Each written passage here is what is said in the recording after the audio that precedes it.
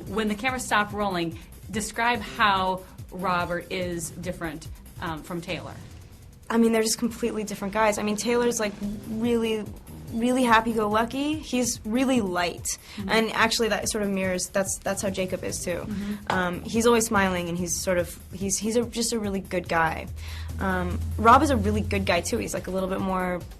He's. I don't want to say that he's more complicated, because I bet if you broke down their character, I bet they're both like equally as complex. Right. I think Rob considers things a little bit more. I think he drives himself a little bit crazier, like as well as I do. If we could take a lesson from Taylor, I think me and Rob could probably both like have easier lives. Do you think that you both internalize things more and think before you speak, or like what's that difference? What's that nuance between that it makes you and Rob similar in that respect? I don't know what it is. I think that some people just are. I don't know, lighter. I think that Taylor just has like a really, but at the same time, like when I'm around him, he brings that out of me. You know what I mean? Like Jacob and Taylor have that in common. It's sort of like it's really easy to smile around him. I don't know if necessarily I don't know. And let's talk about the kissing scenes, because you have an opportunity. I don't want to give anything away, but there's potential opportunity to kiss both. Of course, we know that you're going to be kissing Rob in this movie. Right. So every girl in the theater, by the way, was like, ah! So jealous of you at that moment. No, it's totally weird having to kiss people on a movie set, always. But I've always felt so, like, with this series at least, I've always been placed in such a complete environment. Like, the only way, I'm not a good liar. Like, the only way that I could really, the only way that I can really feel like I've brought something to life is if, as soon as you call cut, I sort of go like, whoa, hello. You know what I mean? Like, sure. Snap back.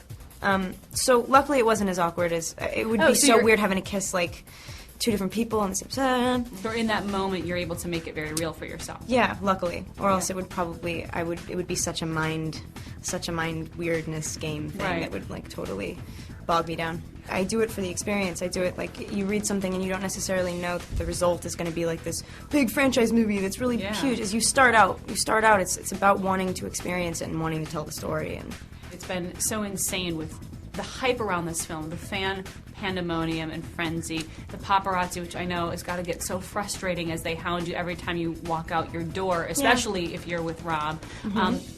How do you deal with that? I've had to sort of tell myself to just get more comfortable with it because it's not going anywhere.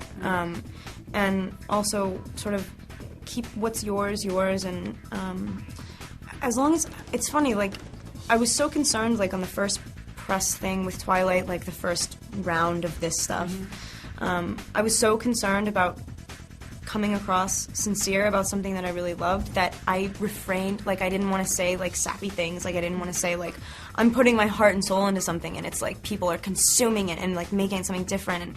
And it's sort of like, now I've sort of realized that if you just, like, stay honest and, like, if you just relax, like, you won't be ashamed of anything that you say at the end of the day, and you'll also be able to walk out of the hotel and smile at the paparazzi and say, like, I hate that this guy is getting a payday, but at least like the fans get to see what I'm doing. You know what I mean? Because that's sort of, they like that. There are so many rumors that go around, and it's got to be so agonizing every day to read something else about yourself or about the relationship you may or may not be in.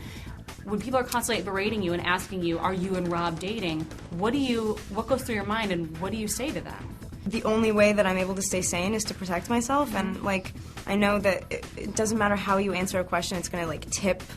Someone's going to say, she's totally with him, or, no, I don't think she is. So it's sort of like, I don't care. You just have to seriously be like, have it all. Take my, you know what I mean? Just like, you want my shoes? Here you go. What size do you wear? Right. It's sort of like, you just have to not really worry about it. I'm not ashamed of anything, so it's sort of, when asked, why don't I make my life easier and just, like, say why, do you think it would stop there? Like, they would continue. It's not like they would say, okay, cool, we're going to stop waiting outside your house, we're going to stop following you around. It's not going to happen, so I'm going to keep it to myself.